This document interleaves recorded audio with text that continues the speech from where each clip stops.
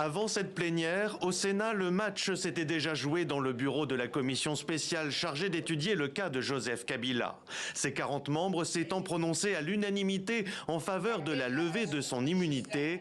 Sans suspense, 88 sur 96 sénateurs ont suivi cet avis. Le Sénat autorise les poursuites et lève les immunités de M. Joseph Kabila Kabange, sénateur à vie.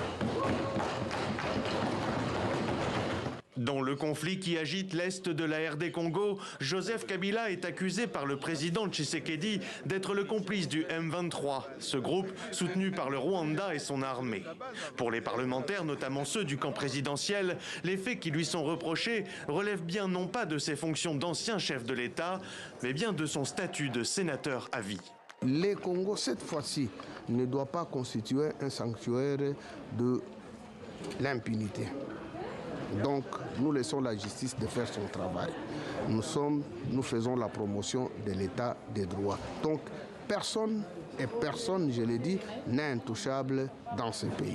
Invité mardi par la commission pour une réunion de travail, le principal intéressé ne s'était pas présenté.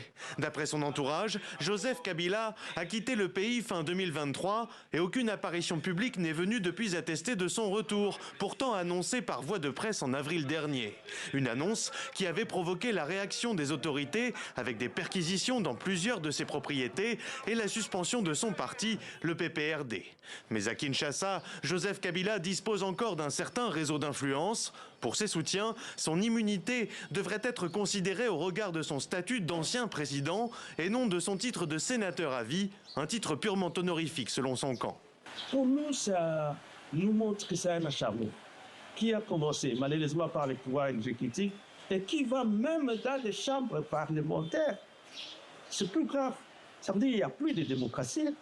C'est devenu une boîte aux lettres du pouvoir exécutif. Dans ce pays où le président Félix Tshisekedi détient une large majorité au Parlement, l'indépendance du pouvoir judiciaire est régulièrement mise en cause.